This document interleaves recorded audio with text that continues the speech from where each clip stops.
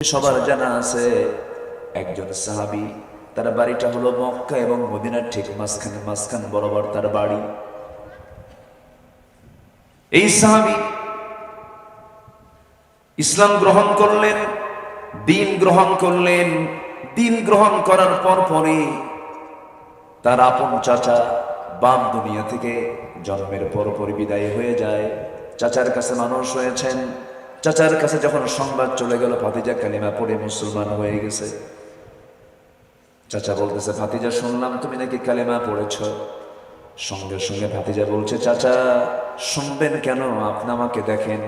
আশহাদু আল্লা ইলাহা ইল্লাল্লাহ ওয়াহদাহু লা শারীকা লাহু ওয়া আশহাদু আন্না মুহাম্মাদান আবদুহু ওয়া রাসূলুহু। জোরে বলি আল্লাহু আকবার। আমি কালিমা পড়ে নিয়েছি চাচা, আপনিও কালিমা পড়েন। সঙ্গে সঙ্গে চাচা বলতেছে, ভাতিজা তুমি শোনো, তুমি কি জানো ধর্ম ছেড়ে দিয়ে নতুন ধর্ম গ্রহণের ফলাফল কি হতে পারে? সমস্ত সম্পত্তিগুলো আমি তোমার কাছ থেকে সব জোরপূর্বক নিয়ে নেব, সমস্ত সম্পত্তি থেকে আমি তোমাকে বারণ করে দেব, ঘর থেকে বের করে দেব। এবার ভাতিজা বলছে, চাচা আপনি আমাকে জোর করে আমার কাছ থেকে সম্পদ নেবেন কেন? আমি আপনাকে আপোষই দিয়ে দেব। আমি যে ঈমান এনেছি পৃথিবীর কোন সম্পদ এটার কোনো মূল্যায়ন হবে না, সম্পদ আমি আপনাকে এমনি দিয়ে দিলাম। চাচা খেপে গিয়ে রেগে গিয়ে এক পর্যায়ে বলে ফেলে দিল, গায়ের জামাটাও খুলে দে। গায়ের জামাটাও তিনি খুলে দিলেন। এক পর্যায়ে জোরপূর্বক লুঙ্গিটা পর্যন্ত খুলে নিয়ে ঘর থেকে উলঙ্গ করে বের করে দেওয়া হলো। কোন মতো নিজের বাড়ির সামনে দরজায় গিয়ে নক করে বলছেন, মা দরজা খুলো। কিন্তু আমার দিকে তাকানোর কোনো কায়দা নাই। আমার চাচা আমার শরীর থেকে জামা সহ পরনের লুঙ্গি সহ খুলে নিয়েছে। আমাকে দেখো, একটা ছোট্ট চাদর দেওয়া যায় নাকি? ছোট্ট একটা চাদর দেওয়া হলো। সেই চাদর দিয়ে কোনো মতো তার সতরটা ঢাকলেন। মাকে লক্ষ্য করে বলছেন, মা আমাকে আজকে ঘর ছাড়া করে দিল, বাড়ি ছাড়া করে দিল। আমি বাড়ি ঘর ছাড়লাম, আমি চলে যাচ্ছি মদিনায়। এই দুনিয়ার সব ছাড়বো, কিন্তু আল্লাহর দরবার নবীর দরবার কখনো ছাড়া সম্ভব নয়। প্রচন্ড শীতকাল সেই সময়, হাড় কাঁপানো শীত। রাতের বেলা রওনা দিয়েছেন, নবীর দরবারে পৌঁছে গেলেন। দরজার কাছে গিয়ে নক করছেন। দরজায় নক করার সঙ্গে সঙ্গে রাসূল দরজা খুলে দেখেন নগ্ন দেহ, গায়ে কাপড় চোপড় নাই, কোনো মতে একটা চাদর মুড়ি দিয়ে সতরটা থেকে সামনে এক যুবক দাঁড়ানো, থরথর করে কাঁপতেছে ঠান্ডার ভিতরে। ভিতরে চলে গেলেন আমার নবীজি। সুন্দর দুটি জুব্বা হাতের মধ্যে নিয়ে এসে বলছে, ও যুবক, এই যে আমার জুব্বা আমি তোমাকে দিলাম, জুব্বাটা তুমি পড়ো। পড়ার পরে রাসূল বলছেন, যুবক তোমার এমন অবস্থা হয়েছে কেন? কি হয়েছে তোমার, বলো তো, খুলে বলো। সঙ্গে সঙ্গে তিনি বলছেন, ইয়া রাসূলুল্লাহ, আমার বাড়ি ছিল, আমার ঘর ছিল, সম্পদ ছিল, সব ছিল, কিন্তু আজকে ঈমান নামক দৌলত গ্রহণ করার কারণে, দিন মেনে নেওয়ার কারণে আজকে সব মাইনাস হয়ে গেছে। এমনকি হুজুর আমার পরনের লুঙ্গিটা পর্যন্ত আমার চাচা খুলে নিয়েছে। সব দিয়ে দিয়েছি, কিন্তু ঈমানটা আমি কিনে নিয়েছি। জোরে বলি সুবহানাল্লাহ, আর জোরে বলি সুবহানাল্লাহ। এটাই হলো আখিরাতের প্রস্তুতি। এটি কিসের প্রস্তুতি? আখিরাতের প্রস্তুতি। আমার নবীজি বললেন, তোমার চাচা তোমাকে বস্ত্রহীন করে দিয়েছে, আমি তোমাকে বস্ত্রওয়ালা বানায় দিলাম। জুব্বাটা তুমি পরে নাও ভালো করে। তোমার কোনো চাওয়া পাওয়া আছে নাকি? সাহাবী বলছেন, ইয়া রাসূলুল্লাহ, আপনি আমার জন্য দোয়া করে দেন। আমার নবীজি ওই সময় দুটো হাত আসমানমুখী করে বলছে, আয় আসমানের মালিক আল্লাহ, আমার সাহাবী তোমার অসহায় বান্দা, আমার এই সাহাবী আব্দুল্লাহ জুলবাজাদাইন দ্বীনকে গ্রহণ করতে গিয়ে, ইসলামকে গ্রহণ করতে গিয়ে সে দুনিয়া ছেড়ে দিয়েছে, দুনিয়া বিক্রি করে দিয়েছে। আমার আব্দুল্লাহর জান এবং মালকে তুমি আল্লাহ কাফের বেঈমানদের জন্য হারাম করে দাও। এই দোয়া করার সঙ্গে সঙ্গে সাহাবীর মন খারাপ হয়ে গেল। সাহাবী কান্দে, রাসূল বলছেন, আব্দুল্লাহ তুমি কাঁদো কেন, কি হয়েছে হুজুর? আমার সারা জীবনের লালিত স্বপ্ন হলো আমি যেন আল্লাহর পথে যুদ্ধ করে শহীদ হয়ে যেতে পারি, কিন্তু আপনি আমার জানমাল কাফেরদের জন্য আপনি হারাম ঘোষণা করলেন, আমি তো শহীদ হতে পারবো না। সঙ্গী সঙ্গী আমার নবীজি বলছেন, আব্দুল্লাহ তুমি এমন টেনশন করছো কেন? এমন চিন্তা তোমার আসার দরকার নাই। তোমার মধ্যে যদি শাহাদাতের চিন্তা চেতনা যদি জাগ্রত থাকে, ওয়াইম্মা তাআলা ফিরাশিহি, তোমার মৃত্যু যদি বিছানায় হয়ে যায়, আল্লাহ পাক তোমাকে শহীদের দরজা দিয়ে দিবেন। জোরে কান সুবহানাল্লাহ। আমার নবীজি আব্দুল্লাহ জুলবাজাতাইনকে আহলে সুফফার সদস্য বানায়া দিলেন। জোরে জোরে কোরআন তেলাওয়াত করেন। তার তেলাওয়াতে বিরক্ত হয়ে সাহাবীরা বললেন, ইয়া রাসূলুল্লাহ, একজন নতুন লোক আসছে আমাদের মাঝে, খুব জোরে জোরে তেলাওয়াত করে। রাসূল বলছেন, কি তার নাম? আব্দুল্লাহ তার নাম। রাসূল বলছেন, সাহাবীরা আমার আব্দুল্লাহর তেলাওয়াতে তোমরা কেউ বাধা দিও না, কারণ আমার আব্দুল্লাহর দিন গ্রহণ করতে গিয়ে তার অনেক কষ্ট করতে হয়েছে। আব্দুল্লাহ দিন গ্রহণ করতে গিয়ে তার দুনিয়া বিক্রি করে আখিরাতকে কিনতে হয়েছে। জোরে বলি সুবহানাল্লাহ। সম্মানিত ভাই, পরকালের জান্নাতকে নিশ্চিত করার জন্য, পরকালের সেই বিশাল প্রাপ্তি নিজের হস্তগত করার জন্য দুনিয়ার সকল স্বার্থ ত্যাগ করতে হবে। আস্তে কোন কেন, আস্তে কোন কেন? সকল স্বার্থ ত্যাগ করতে হবে।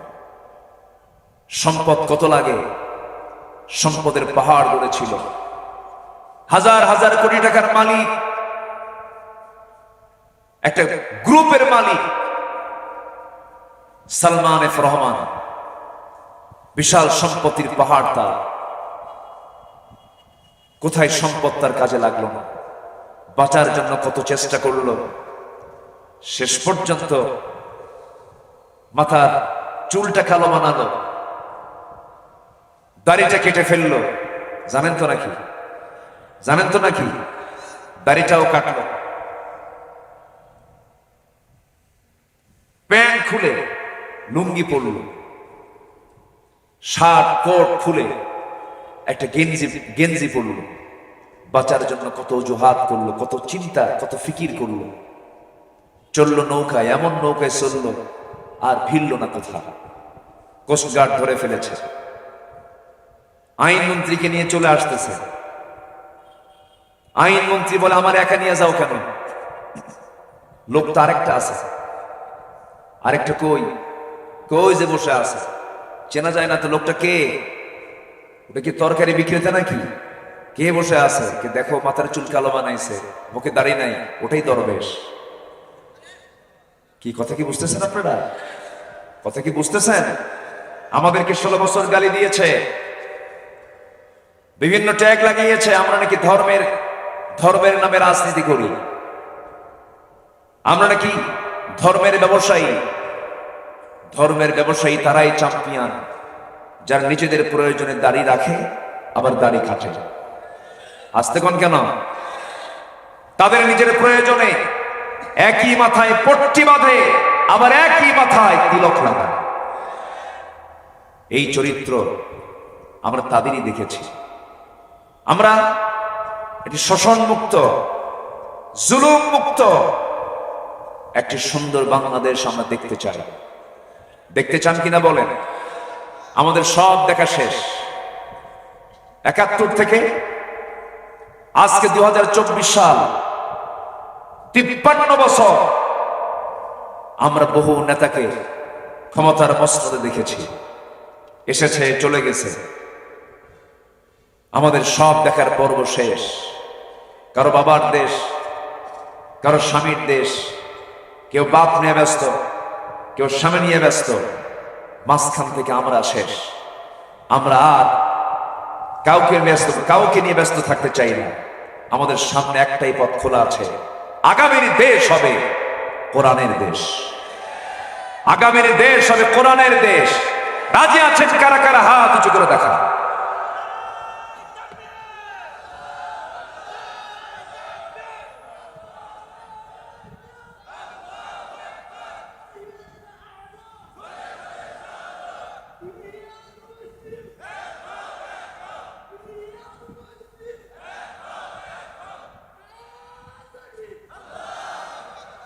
আল্লাহ,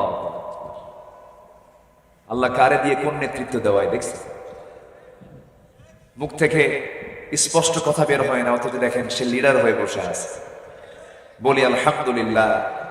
ওয়ালাউ কানা আবদু হাফসি, একটা হাদিস, ওয়ালাউ কানা আবদু হাফসি, তোমাদের নেতা যদি হাফসি গোলামও হয়, তার মাথাটা যদি আঙ্গুরের মতো ছোট হয়, সে যদি তোমার ইসলামী দলের যদি লিডার হয়, তার নেতৃত্ব তোমার জন্য মেনে নেওয়া ফরজ। আল্লাহ তুমি তার নেতৃত্বকে তুমি আল্লাহ কবুল করে নেন। জোরে বলি আল্লাহুম্মা আমিন।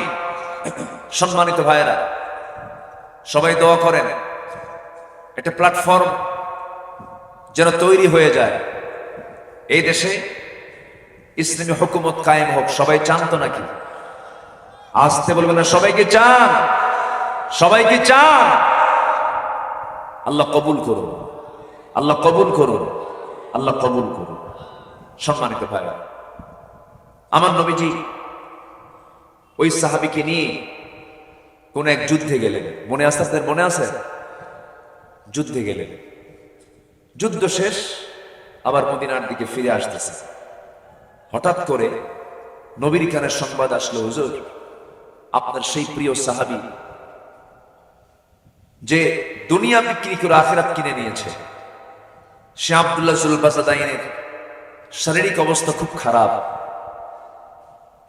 আপনি কি তার জন্য দোয়া করে দেন? আমার রাসূল বললেন, তোমরা আমার আব্দুল্লাহর চিকিৎসা সেবা তোমরা সব সময়ের জন্য খেয়াল রাখো, আমার আব্দুল্লাহর জন্য চিকিৎসার কোনো দুর্বলতা না থাকে, চিকিৎসায় যেন কোনো প্রকার গ্যাপ না থাকে, একটু খেয়াল করবে, ভালো করে যত্ন নেবে। সাহাবায়ে কেরাম সর্বোচ্চটুকুন চেষ্টা করলেন, কিন্তু 3 দিনের মাথায় নবীর কানে সংবাদ এলো, ইয়া রাসূলুল্লাহ, আপনার প্রিয় সাহাবী আব্দুল্লাহ দুনিয়া থেকে বিদায় নিয়েছে। আমার নবীজি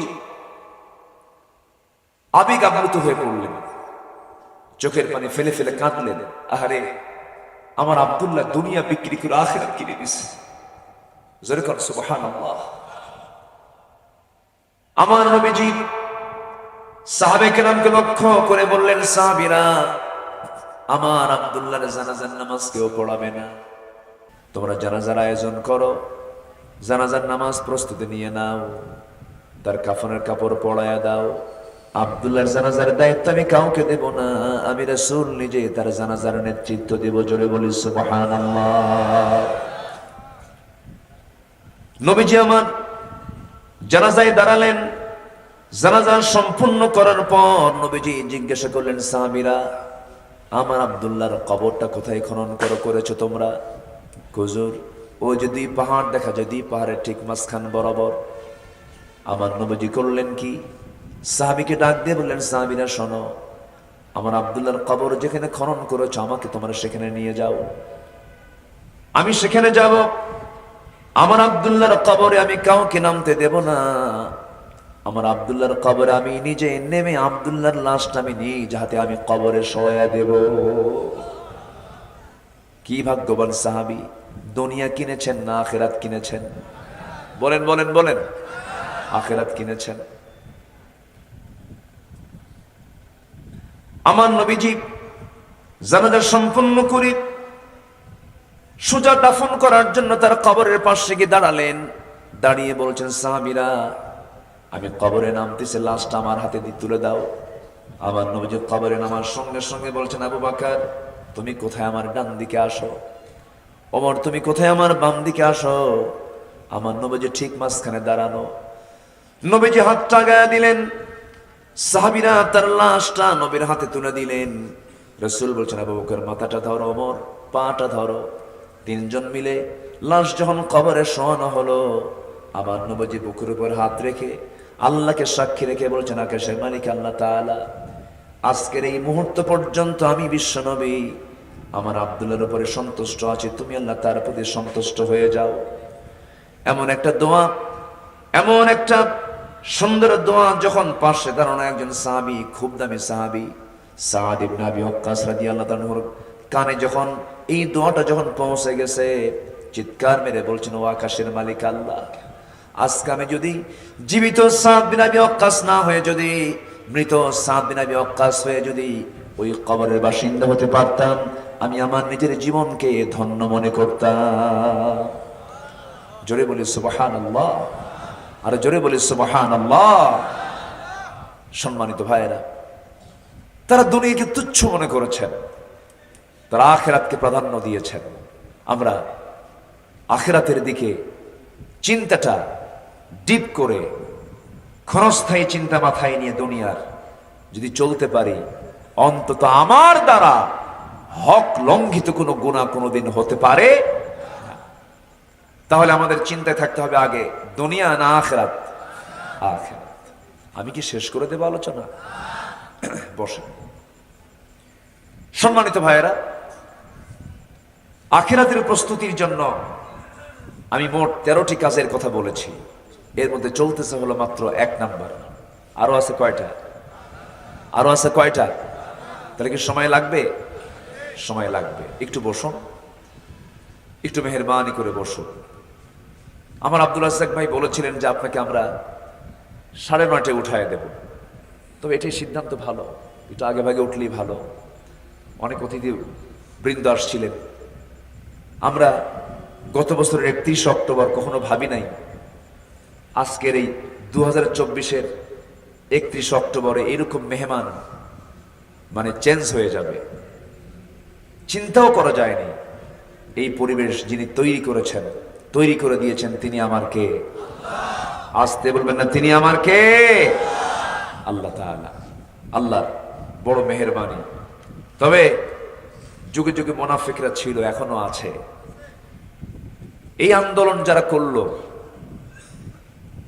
বৈষম্য বিরোধী যে আন্দোলনটা ছাত্ররা করেছে, আমি তার গ্রামের বাড়ি গিয়েছি, আমি তার আব্বা আম্মার সঙ্গে কথা বলেছি। সে 5 ওয়াক্ত নামাজি ছিল এবং সে রিসার্চ করতো, রিসার্চ করে করে সেই স্টাডি করে করে পড়ার ইবাদত করত। তাহাজ্জুদ গুজারও ছিল, খুব ভালো মানুষ ছিল, খুব ভালো স্টুডেন্ট, মেধাবী স্টুডেন্ট ছিল।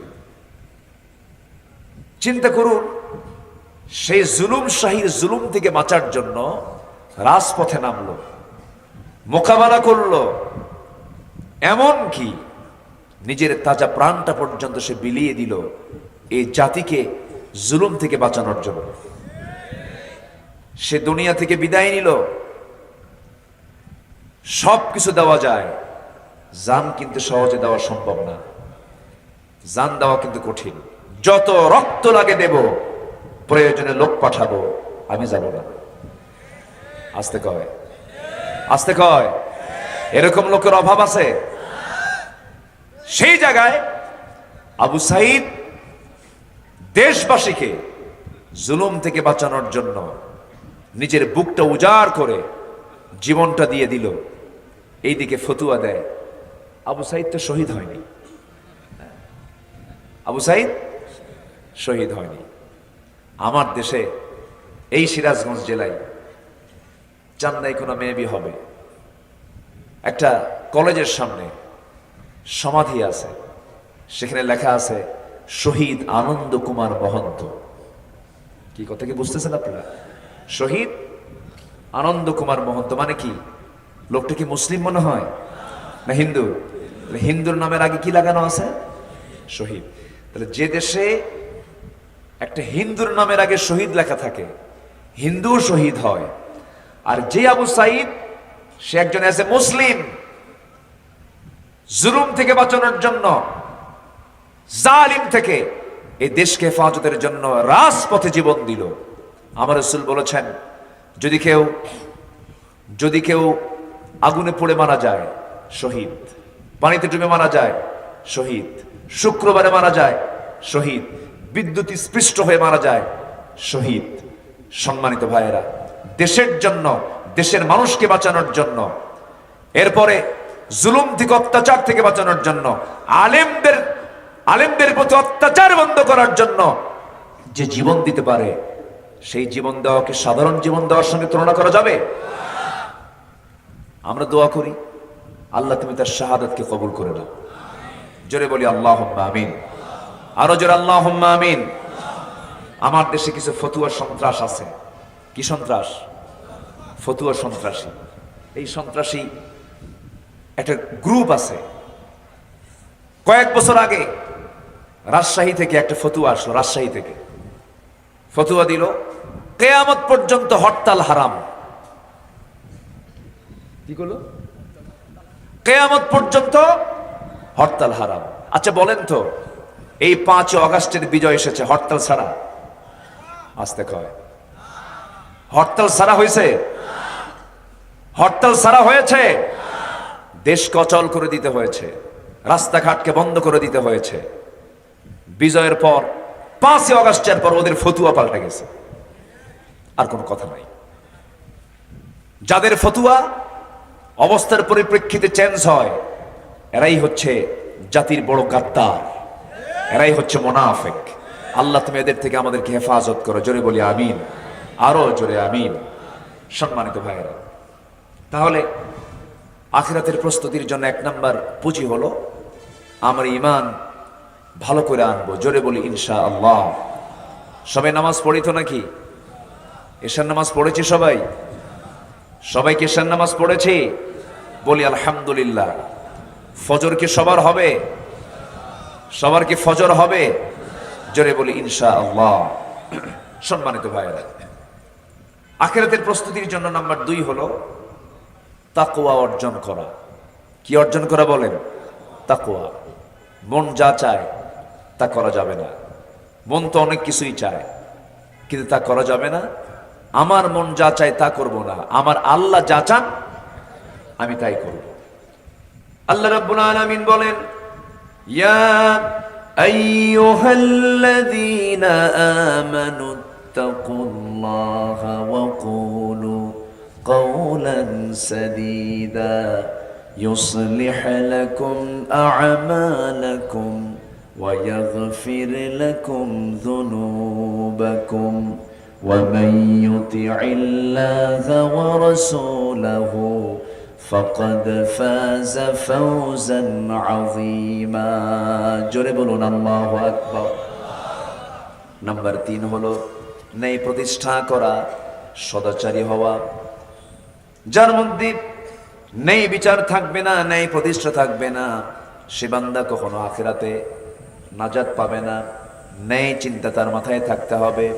ইন্নাল্লাহা ইয়া'মুরু বিল আদলি ওয়াল ইহসান ওয়া ইতা'i যিল কুরবা ওয়া ইয়ানহা আনিল ফাহশাই ওয়াল মুনকারি ওয়াল বাগি يعظكم لعلكم تذكرون জোরে বলুন আল্লাহু আকবার। জিকির করি লা ইলাহা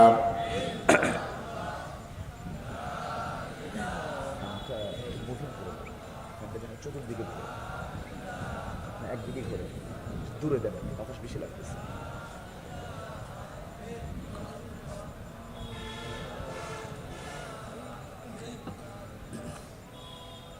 লা ইলাহা ইল্লাল্লাহ, লা ইলাহা,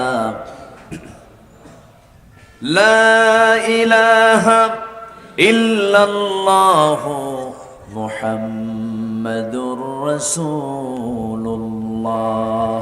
সাল্লাল্লাহু আলাইহি ওয়াসাল্লাম। আমি মনে হয় আপনাদেরকে বেশি কষ্ট দিয়ে ফেলতেছি।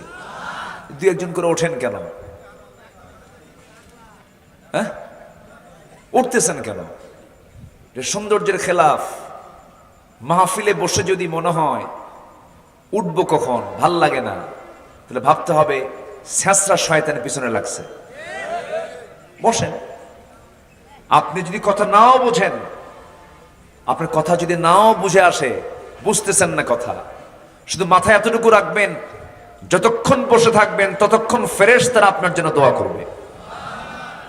আমলনামা থেকে গুনাহগুলো ঝরে যাবে।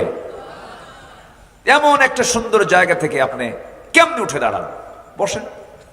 আর একটু সময়, এই তো আর কিছু সময়, আমি শুধু ফিনিশিংটা দিয়ে আমি শেষের দিকে চলে যাব। শুধু আপনি শুনছেন না, আপনি জানেন আপনার এই বসে থাকার কারণে আমি কথা বলতে পারছি। এবং এই যে এতগুলো ক্যামেরা তারা ধারণ করছে, আগামীকাল আমার এই কথাগুলো কোটি কোটি মানুষের মাঝে পৌঁছে যাবে। আলহামদুলিল্লাহ বলবেন না? তাহলে শুধু আপনি কি শুনছেন না গোটা বিশ্ববাসী শুনছে? গোটা বিশ্ববাসী শুনছে। বসুন, আমাকে সহযোগিতা করুন। আপনার বসে থাকাটাই হবে মাহফিলকে সফল করার একটা বড় মাধ্যম। বলি আলহামদুলিল্লাহ। একটু বসে। দিন চলে গেল ন্যায় প্রতিষ্ঠা করা। আমার দেশে কি ন্যায় বিচার আছে? আসতে বলবেন না আছে? এই পর্যন্ত পাইছি আমরা। কিন্তু ন্যায় বিচারে যে পাওয়া যায়, ন্যায় বিচার যে প্রতিষ্ঠিত হতে পারে, এটার বাস্তব মডেল ছিলেন মুহাম্মদুর রাসূলুল্লাহ। খুলাফায়ে রাশিদিন, তাদের আনিত পথ যদি আমরা ফলো করি, অবশ্যই ন্যায় বিচার, ন্যায় প্রতিষ্ঠা এই জমিনের সম্ভব। নাম্বার 4, দ্বীনের সঠিক এলেম অর্জন করতে হবে, সবচেয়ে বেশি জরুরি মনে করতে হবে। আখিরাতকে সফল করার জন্য, আখিরাতের প্রস্তুতির জন্য সকলের জন্য দ্বীনের জ্ঞান অর্জন করার দরকার আছে না নাই? যেই জান্নাত পেতে চায়, যার জান্নাত পাওয়া টার্গেট, তাকে দ্বীনের এলেম হাসিল করা তার জন্য জরুরি, তার জন্য এটা ফরজ। আমরা সবাই শিখব। জোরে বলি ইনশাআল্লাহ। আরো জোরে বলি ইনশাআল্লাহ। এই জন্য আল্লাহ তাআলা একটা দোয়া শিখে দিয়েছেন, ওকুর রব্বি জিদনি ইলমা। এটা কি শুধু আলেমদের জন্য, হাফেজদের জন্য, না সবার জন্য? সবার জন্য। একটু কান লাগাবেন। নাম্বার 5 হলো অধিক সংখ্যক নেকামল করা। অধিক সংখ্যক নেকামল হলো আখিরাতের প্রস্তুতি। আল্লাহ রাব্বুল আলামিন সূরা লোকমানের 8 নম্বর আয়াতে সুন্দর করে বলছেন, ইন্নাল্লাযীনা আমানু ওয়া আমিলুস সালিহাতি কানাত লাহুম জান্নাতুন নাঈম। সূরা কাহফে বলছেন, কানাত লাহুম জান্নাতুল ফিরদাউসি নুজুলা। জোরে বলুন আল্লাহু আকবার। নাম্বার 6 হলো ধৈর্য ধারণ করা। ধৈর্য যার আছে ঈমান তার টিকে থাকবে, ধৈর্য যার নাই ঈমান তার টিকবে না, ঈমান তার ঝুঁকির মধ্যে পড়ে যাবে। একটা প্রশ্ন করব আমি, বলুন তো, বিয়ে আগে দরকার না ধৈর্য আগে দরকার? হ্যাঁ বলেন বলেন। ব্যবসা আগে দরকার না ধৈর্য আগে দরকার? এই পৃথিবীরও সমস্ত কাজ করতে গেলে আপনাকে আগে ধৈর্যের পরিচয় দিতে হবে। ধৈর্য ছাড়া আপনি কোনো কিছু অর্জন করতে পারবেন না। ব্যবসা আগে দরকার না ধৈর্য আগে দরকার? ধৈর্য আগে দরকার। ধৈর্য আছে যার বিজয় আছে তার, ধৈর্য আছে যার পুরস্কার আছে তার। আল্লাহ রাব্বুল আলামিন বান্দাকে বলছেন, বান্দা ধৈর্যশীল হও, ধৈর্যের পুরস্কার হচ্ছে জান্নাত। ধৈর্যের পুরস্কার হলো জান্নাত। আখিরাতের প্রস্তুতির জন্য ধৈর্যের মতো গুণ তোমাকে অর্জন করতে হবে। আল্লাহ রাব্বুল আলামিন বলেন, ইয়া আইয়ুহাল্লাযীনা আমানুস্তাঈনু বিস-সাবরি ওয়াস-সালাহ ইন্নাল্লাহা মা'আস-সাবিরিন। জোরে বলুন আল্লাহু আকবার। নাম্বার 7 হলো আল্লাহর প্রতি ভরসা করা। আল্লাহর প্রতি ভরসা করা আখিরাতের প্রস্তুতির জন্য গুরুত্বপূর্ণ একটা বিষয় হলো আল্লাহর প্রতি ভরসা যার থাকবে তার কোনো টেনশন থাকবে না, তার মধ্যে হতাশা আসবে না। যার আল্লাহর প্রতি ভরসা থাকে সেই বান্দার হার্ট স্ট্রোক হবে না, হার্টের রোগ হবে না, হতাশা তার মধ্যে কাজ করবে না, সে কখনো হতাশ হয়ে পড়বে না, ডিপ্রেশনে ভুগবে না। আল্লাহ রাব্বুল আলামিন বলেন, ওয়ামান ইয়াতাওয়াক্কাল আলাল্লাহ ফাহুয়া হাসবুহ। আল্লাহ রাব্বুল আলামিন আরেক জায়গায় বলেছেন, ফাইযা আযামতা ফাতাওয়াক্কাল আলাল্লাহ ইন্নাল্লাহা ইউহিব্বুল মুতাওয়াক্কিলিন। জোরে বলুন আল্লাহু আকবার। আমার বন্ধুগণ, ভরসা করব কার উপরে? আরো জোরে বলেন, কার উপরে? আল্লাহর উপরে। নাম্বার 8 হলো দুনিয়ার ভোগ বিলাসী নিমগ্ন না হয়ে আখিরাতের আবাসকে মূল লক্ষ্য হিসেবে নির্দিষ্ট করে নেওয়া। ওয়া মা হাযিহিল হায়াত